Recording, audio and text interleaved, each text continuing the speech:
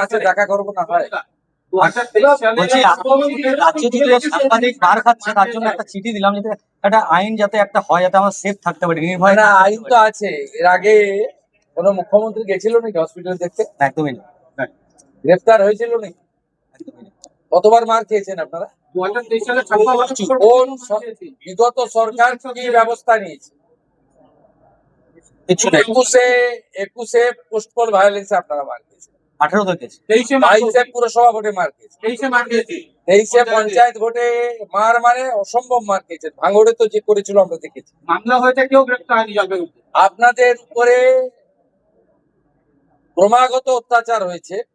আপনি আমাকে একটা উদাহরণ দিন যাতে রাজ্যের মুখ্যমন্ত্রী আক্রান্ত সাংবাদিকদের পাশে দাঁড়িয়েছেন, দেখতে গেছেন অধিক রাত্রে। নেই। সরকারি হসপিটালে চিকিৎসা দেওয়া হয়েছে। এফআইআর আপনারা অনেকবারই করেছেন, জিডি করে রেখে দেওয়া হয়েছে। স্পেসিফিক এফআইআর করে 16 জনকে গ্রেফতার করা হয়েছে এবং জামিন অযোগ্য ধারায় গ্রেফতার করে হেফাজতে নেওয়া হয়েছে। সকালবেলা পুলিশের সঙ্গে কটাপ করে 10টায় আসুন, 2টোর সময় বাড়ি চলে যান, ও কারবার আমরা করিনি।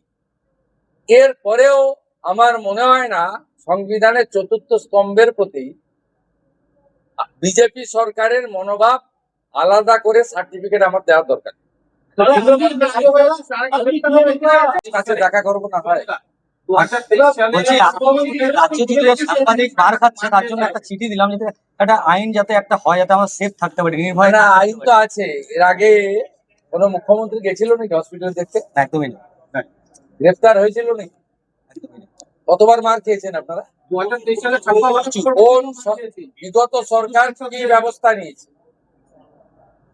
কিছু নেই। 21-এ পোস্টপোল ভায়োলেন্সে আপনারা মার খেয়েছেন। 18 থেকে 22-এ পুরসভা ভোটে মার খেয়েছেন। 23 মার খেয়েছি। 23-এ পঞ্চায়েত ভোটে মার মানে অসম্ভব মার খেয়েছেন। ভাঙড়ে তো যে করেছিল আমরা দেখেছি। মামলা হয়েছে, কেউ গ্রেফতার হয়নি জলের উপরে। আপনাদের উপরে ক্রমাগত অত্যাচার হয়েছে। আপনি আমাকে একটা উদাহরণ দিন যাতে রাজ্যের মুখ্যমন্ত্রী আক্রান্ত সাংবাদিকদের পাশে দাঁড়িয়েছেন, দেখতে গেছেন অধিক রাত্রে। নেই। সরকারি হসপিটালে চিকিৎসা দেওয়া হয়েছে। এফআইআর আপনারা অনেকবারই করেছেন, জিডি করে রেখে দেওয়া হয়েছে। স্পেসিফিক এফআইআর করে 16 জনকে গ্রেফতার করা হয়েছে এবং জামিন অযোগ্য ধারায় গ্রেফতার করে হেফাজতে নেওয়া হয়েছে। সকালবেলা পুলিশের সঙ্গে কটাপ করে 10টায় আসুন, 2টোর সময় বাড়ি চলে যান, ও কারবার আমরা করিনি।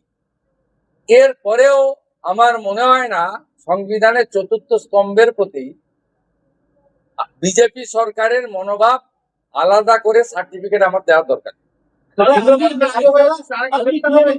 কাছে দেখা করবো না হয়।